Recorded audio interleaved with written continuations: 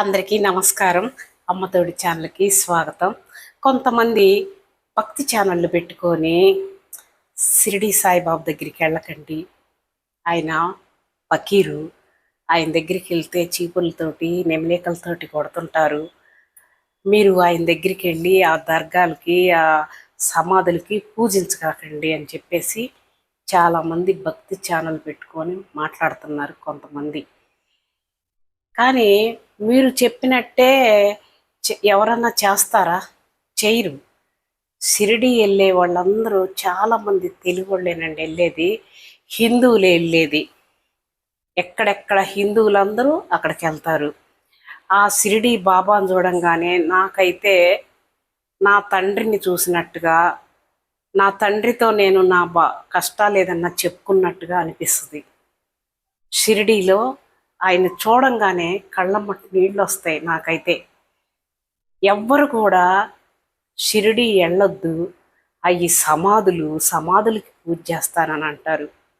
అక్కడ దాకా ఎందుకండి, పిల్లలకి బాగలేక గాలి ధూళి సోకిందని పిల్లలు పాలు దాక్కపోయినా, పిల్లలు ఏడుస్తున్నా, అన్నం తినకపోతున్నా కూడా పిల్లలకి దర్గాకి వెళ్ళి అంతరాలు కట్టించుకుంటారు, రిలీఫ్ వచ్చింది. అది వాళ్ళ నమ్మకం. మీరెవరండి చెప్పేదానికి?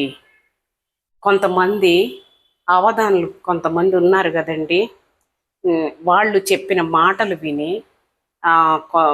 చాగంటి కోటేశ్వరరావు గారు, ఇంకా చాలామంది ఉన్నారండి, వాళ్ళందరూ అరుణాచలం గొప్పతనం గురించి, స్థల పురాణం గురించి, ఆడ గిరి ప్రదక్షిణ గురించి, మోక్షద్వారం గురించి, ఈ రకరకాలుగా ఆడ ఆ దేవుని మహత్యం గురించి చాలామంది చెప్తుంటారు. వీళ్ళ మాటలిని తండోపతండాలుగా తిరుపతి నుంచి ట్రైన్లు ముందే బుక్ చేసుకుంటారు. పౌర్ణమి వచ్చిందంటే ఇసుకేస్తే రాలరు. అందరూ హిందువులు, తెలుగు వాళ్ళు ఎక్కువ మంది మా ఊరు నుంచే బ్యాచ్లు వెళ్తారు పౌర్ణమానికి, తిరుగుతుంటారు. అస్సలు ఇసుకేస్తే రాలరు. స్థానికులకి కనీసం దారి కూడా లేదు వెళ్ళేదానికి. దారి నిండా ఇక పౌర్ణమికి తిరుగుతూనే ఉంటారు.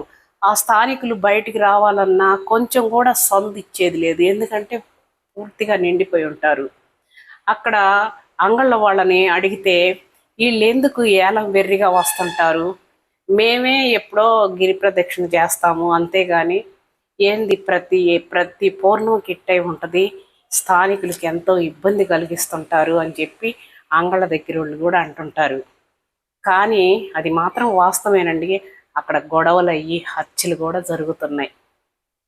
ఎక్కడెక్కడి నుంచో దేవుడు మీ మాటలు విని చాలామంది గిరి ప్రదక్షిణ చేస్తా గొడవలు వేసుకొని స్థానికులతోటి ఎంతమంది అండి కొట్లాడుకొని రక్తగాయాలయ్యి చాలామంది ఇబ్బంది పడుతున్నారు. స్థానికులు ఇబ్బంది పడుతున్నారు, భక్తులు కూడా ఇబ్బంది పడుతున్నారు. కాకినాడలోనండి ఒక బ్రిడ్జి మీద ఎగిరి ఒక ఆవిడ ఆత్మహత్య చేసుకునే దానికి మురికి కాలువలోకి ఎగిరి దూకేసింది. ఆ దారిని పోతున్నాడు ఒక ముస్లిమ్స్, ఆయన చక్కగా మంచి బట్టలు వేసుకొని అత్తర పూసుకొని చాలా మంచిగా వెళ్తున్నాడు. ఆమెను చూశాడు పడిపోవటం, అంతే. ఇటు పక్క చూస్తే ఆ బ్రిడ్జి కింద పంది ఒకటి చచ్చిపోయింది, అటుపక్క కుక్క ఒకటి చచ్చిపోయింది. అక్కడంతా ఎంత గలీజ్గా ఉంది. అయినా సరే అందులో ఆ మురికి నీళ్ళల్లో దూకి ఆవిడని రక్షించారు. ముస్లిమ్స్, హిందువులు అనే భేదాలు వీళ్ళు తెస్తున్నారండి భక్తి ఛానల్లో వాళ్ళు. అసలు బాయిగా ఎంత బాగుంటారు.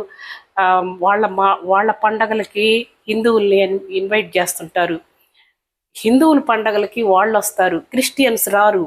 క్రిస్టియన్స్ వాళ్ళ ప్రసాదాలు తినరు, వాళ్ళని ఎవరు పిలవరు. ఈ హిందూ ముస్లిమ్స్ మాత్రం ఎంతో అన్యోన్యంగా ఉంటారు. వాళ్ళ దర్గాలకి, వాళ్ళ సమాధులు దర్గాలకి పిలుస్తారు, ఆడికి వెళ్ళకూడదంట. హిందువులు అనేవాళ్ళు వెళ్ళకూడదు, వాళ్ళ దేవుళ్ళని పూజించకూడదు, మొక్కకూడదు అని అసలు మీరెవరండి చెప్పేదానికి? మీకేం సంబంధం అసలు చెప్పేదానికి? మీరు ఆ మాటలు చెప్పినా వినేవాళ్ళు ఎవ్వరు లేరండి. ఎవరి నమ్మకాలు వాళ్ళే, ఎవరో ఇష్టం వాళ్ళది వెళ్తారు. మీరు చెప్పినంత మాత్రాన షిరిడి వెళ్ళకుండా మానుకోరు. మీకు ఫాలోవర్స్ ఉండొచ్చు, చాలామంది ఉండొచ్చు, కానీ షిరిడి మీరు చెప్పారని షిరిడి ఎవరు వెళ్ళకుండా ఉండరు. మీరు చెప్పారని అరుణాచలం కూడా ఎవరు చెప్పినా కూడా ఇంకా మానుకోరు. ఎవరి నమ్మకాలు వాళ్ళవి, వెళ్తుంటారు, ఎక్కడికైనా వెళ్తుంటారు.